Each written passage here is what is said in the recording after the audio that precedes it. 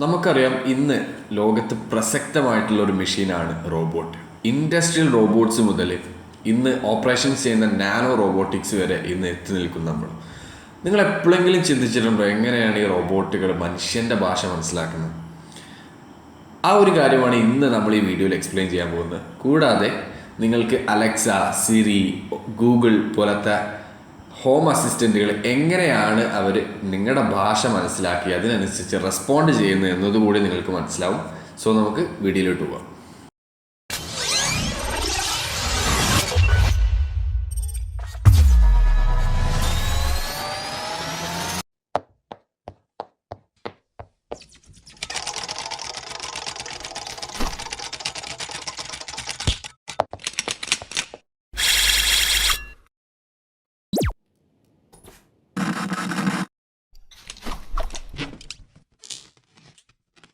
ഞാൻ നിങ്ങൾക്ക് നന്നായി മനസ്സിലാവാൻ വേണ്ടി ഒരു സിറ്റുവേഷൻ പറയാം. നിങ്ങൾ ഒരു മ്യൂസിക് പ്രോഗ്രാമിന് പോകണം.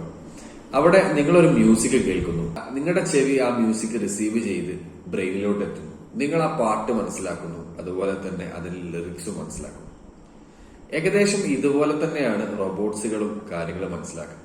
കുറച്ചുകൂടി കൃത്യമായിട്ട് കുറച്ചുകൂടി ക്ലാരിറ്റി കിട്ടാൻ വേണ്ടി ഞാനത് സ്റ്റെപ്പ് ബൈ സ്റ്റെപ്പ് ആയിട്ട് ഒന്നുകൂടി പറഞ്ഞുതരാം. സോ സ്റ്റെപ്പ് നമ്പർ 1, എന്താണ് ബേസിക്കലി സൗണ്ട്? നമുക്കറിയാം എയറിലുള്ള ഒരു വൈബ്രേഷൻ ആണ് സൗണ്ട്.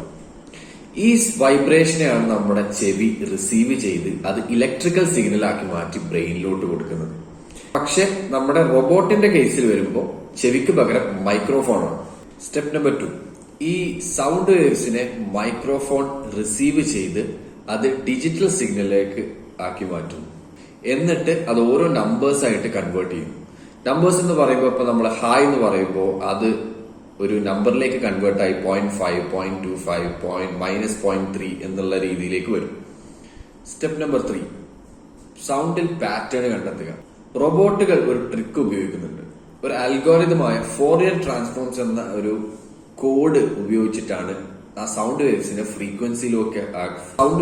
ഫ്രീക്വൻസിയിലോട്ടാക്കി മാറ്റുന്നത്. ഇപ്പോ ഫോർ എക്സാമ്പിൾ പറയുകയാണെങ്കിൽ എസ് നമുക്കറിയാം കുറച്ച് ഹൈ ഫ്രീക്വൻസിയാണ്. അതുപോലെ തന്നെ എം എന്ന് പറയുമ്പോൾ നമ്മൾ എന്താണ് ഉദ്ദേശിക്കുക? അതുപോലെ എം എന്ന് പറയുമ്പോൾ അത് ലോ ഫ്രീക്വൻസിയിൽ വരുന്നതാണ്. സ്മൂത്ത് ആയിട്ടാണ് അതിന്റെ പ്രൊനൗൺസിയേഷൻ വരുന്നത്. സ്റ്റെപ്പ് നമ്പർ 4, സൗണ്ട്സ് വേർഡ്സിലേക്ക് മാറ്റുക.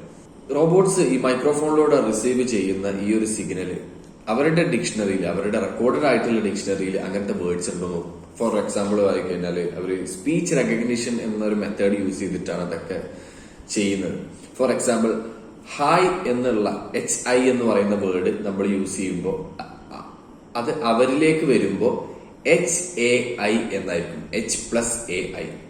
ഇങ്ങനെയാണ് ഓരോ റോബോട്ടുകളും അവരുടെ സ്പീച്ച് റെക്കഗ്നിഷൻ, അതായത് നമ്മൾ പറയുന്ന ഓരോ വേർഡുകളും ഇന്ന വേർഡാണ് എന്നവര് തിരിച്ചറിഞ്ഞ് അവർ ടെക്സ്റ്റ് പോലെ അതില് എഴുതി കാണിക്കുന്നത് അങ്ങനെയാണ്. ഈ ഡിക്ഷണറിയിൽ നിന്നും വേർഡ്സ് റിസീവ് ചെയ്ത് അത് റോബോട്ടുകൾ മനസ്സിലാക്കി കഴിഞ്ഞാൽ ഡയറക്റ്റ് എന്നിട്ട് ഈ വേർഡ്സുകൾ തമ്മിലുള്ള റിലേഷൻഷിപ്സ്, കോണ്ടാക്ട്സ്, ഇത്തരത്തിലുള്ള കാര്യങ്ങളൊക്കെ മനസ്സിലാക്കിയിട്ട് നിങ്ങൾക്ക് അതിനനുസരിച്ചുള്ള റെസ്പോൺസ് തരും. ശരിക്കും പറഞ്ഞു കഴിഞ്ഞാൽ കുറച്ചുകൂടി കൃത്യമായിട്ട് മനസ്സിലാകാൻ വേണ്ടി ചെവിക്ക് പകരം ഇവിടെ മൈക്രോഫോൺ വരും, മാക്സിന് പകരം ഇവിടെ ബ്രെയിനിന് പകരം ഇവിടെ മാക്സ് വരും. റോബോട്ട് എങ്ങനെയാണ് ഭാഷകൾ മനസ്സിലാക്കുന്നതിന്റെ ഒരു ചെറിയൊരു ഐഡിയ നിങ്ങൾക്ക് കിട്ടിയിട്ടുണ്ടാവും. അടുത്ത പ്രാവശ്യം നിങ്ങൾക്ക് നിങ്ങളുടെ കുടുംബമോ നിങ്ങളുടെ കൂട്ടുകാരോ ഇതിനെക്കുറിച്ച് ചോദിക്കുമ്പോൾ നിങ്ങൾക്ക് പറഞ്ഞു കൊടുക്കുക എങ്ങനെയാണ് റോബോട്ടുകൾ ഭാഷ മനസ്സിലാക്കുന്നത് എന്നുള്ളത്. സോ വേറെ ടെക്നോളജി വീഡിയോയുമായി ഞാൻ വരും. Until then, see you soon. By.